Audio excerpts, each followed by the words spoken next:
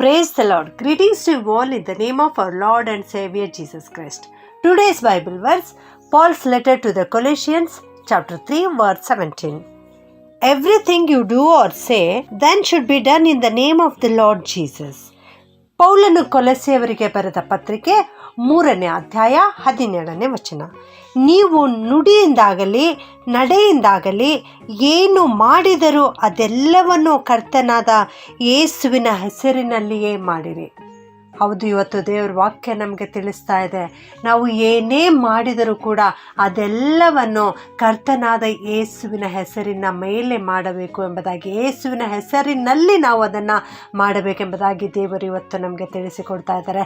ನಮ್ಮ ನುಡಿಯಿಂದ ನಾವು ಮಾತನಾಡುವಂಥ ಪ್ರತಿ ಗಳಿಗೆಯಲ್ಲಿ ಯೇಸುವಿನ ನಾಮವನ್ನು ನಾವು ಉಚ್ಚರಿಸುವಂಥವರಾಗಿರಬೇಕು. ನಾವು ಮಾಡುವಂತಹ ಪ್ರತಿ ಕಾರ್ಯದಲ್ಲಿ ಯೇಸುವಿನ ನಾಮವನ್ನು ನಾವು ಉಚ್ಚರಿಸುವಂಥವರಾಗಿರಬೇಕು. ನಾವು ಪ್ರಾರ್ಥನೆ ಮಾಡುವಾಗಲೆಲ್ಲ ಏಸು ಕ್ರಿಸ್ತನು ಎಂಬುದಾಗಿ ಮತ್ತೆ ಮತ್ತೆ ಹೇಳುವಂಥವರಾಗಿರಬೇಕು. ಯಾಕೆಂದರೆ ಯೇಸುವಿನ ನಾಮ ಎಲ್ಲ ನಾಮಕ್ಕಿಂತ ಮೇಲಾದ ನಾಮವಾಗಿದೆ. ಆತನ ಶಕ್ತಿಯು ಎಲ್ಲ ಶಕ್ತಿಗಿಂತಲೂ ಮೇಲಾದ ಶಕ್ತಿಯಾಗಿದೆ.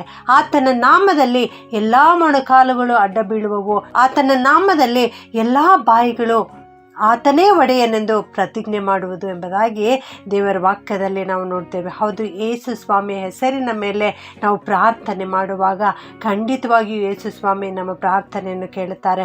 ನಾವು ಯೇಸು ಸ್ವಾಮಿಯ ಹೆಸರನ್ನು ಹೇಳುವಾಗ ದೇವದೂತರು ಇಳಿದು ಬರುತ್ತಾರೆ. ಕಾರ್ಗತ್ತಲಿನ ಅಧಿಪತಿಗಳು ಅಗಲಿ ಹೋಗುತ್ತವೆ.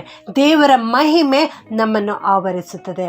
ಆದುದರಿಂದಲೇ ಇಲ್ಲಿ ಪೌಲನು ಹೇಳ್ತಾ ಇದ್ದಾನೆ, ನೀವು ಏನೇ ಮಾಡಿದರೂ ಅದೆಲ್ಲವನ್ನು ಕರ್ತನಾದ ಯೇಸುವಿನ ಹೆಸರಿನಲ್ಲಿ ಮಾಡಿರಿ ಎಂಬುದಾಗಿ.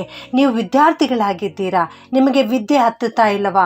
ಹಾಗಿರುವುದಾದರೆ ನೀವು ಓದುವುದಕ್ಕಿಂತ ಮುಂಚಿತವಾಗಿ, ಅಭ್ಯಾಸ ಮಾಡುವುದಕ್ಕಿಂತ ಮುಂಚಿತವಾಗಿ ಕರ್ತನಾದ ಯೇಸುವಿನ ಹೆಸರಿನಲ್ಲಿ ಪ್ರಾರ್ಥನೆ ಮಾಡಿ ನೀವು ಅಭ್ಯಾಸ ಮಾಡಲು ಪ್ರಾರಂಭಿಸಿರಿ. ಖಂಡಿತವಾಗಿಯೂ ವಿದ್ಯೆ ನಿನ್ನ ತಲೆಗೆ ಹತ್ತುತ್ತದೆ. ಯೇಸುವಿನ ನಾಮವನ್ನು ನೀವು ಮುಂದಿಟ್ಟುಕೊಂಡು ಓದಲಿಕ್ಕೆ ಪ್ರಾರಂಭಿಸಿರಿ. ನೀವು ಪ್ರಯಾಣ ಮಾಡಲಿಕ್ಕೆ ಹೋಗ್ತಾ ಇದ್ದೀರಾ, ಯೇಸುವಿನ ಹೆಸರಿನಲ್ಲಿ ಪ್ರಾರ್ಥನೆ ಮಾಡಿ ಯೇಸುವಿನ ಹೆಸರನ್ನು ಉಚ್ಚರಿಸುತ್ತಾ ನೀವು ಪ್ರಯಾಣ ಮಾಡಿರಿ. ಕರ್ತನು ಸುರಕ್ಷಿತವಾಗಿ ನೀವು ತಲುಪಬೇಕಾದ ಸ್ಥಳಕ್ಕೆ ತಲುಪಿಸುತ್ತಾರೆ. ನೀವು ಬಿಸ್ನೆಸ್ ಮಾಡ್ತಾ ಇದ್ದೀರಾ, ಹಾಗಿರುವುದಾದರೆ ಆ ನಿಮ್ಮ ಬಿಸ್ನೆಸ್ ಪ್ರಾರಂಭಿಸುವುದಕ್ಕಿಂತ ಮುಂಚಿತವಾಗಿ in the name of Jesus ಎಂಬುದಾಗಿ ಯೇಸುವಿನ ನಾಮದಲ್ಲಿ ನೀವು ಪ್ರಾರ್ಥನೆ ಮಾಡಿ ಆ ಕೆಲಸದಲ್ಲಿ ತೊಡಗಿರಿ. ಖಂಡಿತವಾಗಿಯೂ ನೀವು ಮಾಡುವ ಕೆಲಸದಲ್ಲಿ ಯೇಸು ಸ್ವಾಮಿ ನಿಮಗೆ ಯಶಸ್ವಿಯನ್ನು ಕೊಡುತ್ತಾರೆ.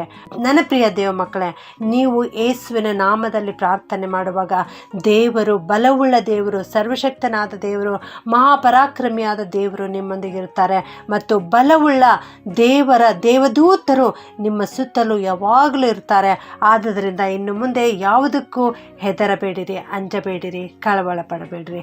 ನಿನ್ನನ್ನು ಕಾಯುವುದಕ್ಕೆ ಆತನು ನಿನ್ನ ವಿಷಯವಾಗಿ ತನ್ನ ದೂತರಿಗೆ ಅಪ್ಪಣೆ ಕೊಡ್ತಾನೆ. ಪ್ರಾರ್ಥನೆ ಮಾಡಿಕೊಳ್ಳೋಣ. ಪ್ರೀತಿಯ ಪರಲೋಕದ ತಂದೆಯಾದ ದೇವರೇ, ನಿನಗೆ ಸ್ತೋತ್ರ ಉಂಟಾಗಲಿ ಸ್ವಾಮಿ. ಯೇಸುವಿನ ನಾಮ ಅದ್ಭುತವಾದ ನಾಮ. ಯೇಸುವಿನ ನಾಮ ಎಲ್ಲ ಶಕ್ತಿಗಿಂತಲೂ ಮೇಲಾದ ನಾಮ, ಎಲ್ಲ ನಾಮಕ್ಕಿಂತಲೂ ಮೇಲಾದ ನಾಮ. ಅದಕ್ಕಾಗಿ ಸ್ತೋತ್ರ ದೇವರೇ. ಈ ನಾಮದಲ್ಲಿ ನಾವು ಪ್ರಾರ್ಥಿಸಬೇಕು. ಈ ನಾಮದಲ್ಲೇ ನಮ್ಮ ನಡೆ, ನುಡಿ, ಕ್ರಿಯೆಗಳೆಲ್ಲವೂ ಇರಬೇಕೆಂಬುದಾಗಿ ಇವತ್ತು ನಿಮ್ಮ ವಾಕ್ಯದಲ್ಲಿ ನಮಗೆ ತಿಳಿಸಿಕೊಟ್ಟಿದ್ದೀರಿ ತಂದೆ. ಅದಕ್ಕಾಗಿ ಸ್ತೋತ್ರಪ್ಪ. ಈ ವಾಕ್ಯ ಕೇಳಿಸಿಕೊಳ್ತಿರೋ ಪ್ರತಿಯೊಬ್ಬೊಬ್ಬರನ್ನು ಆಶೀರ್ವಾದ ಮಾಡುಕರ್ತಾನೆ. ಇಂದಿನಿಂದ ದೇವ, ನಾವೆಲ್ಲರೂ ನಾವು ಮಾಡುವಂಥ ಕೆಲಸ ಕಾರ್ಯಗಳಲ್ಲಿ ನಿನ್ನನ್ನೇ ಮುಂದಿಟ್ಟುಕೊಂಡು ಜೀವಿಸ್ತೇವೆ ದೇವ. ನಿಮ್ಮ ಹೆಸರನ್ನು ಉಚ್ಚರಿಸುತ್ತೇವೆ ಕರ್ತನೆ. ಆಶೀರ್ವದಿಸು, ನಮ್ಮೆಲ್ಲರ ಜೊತೆಗಾರನಾಗಿತ್ತುಕೊಂಡು ನಡೆಸು. ಈ ಪ್ರಾರ್ಥನೆಯನ್ನು ಯೇಸುವಿನ ನಾಮದಲ್ಲಿ ಬೇಡುತ್ತೇನೆ ತಂದೆಯೇ, ಆಮೆನ್.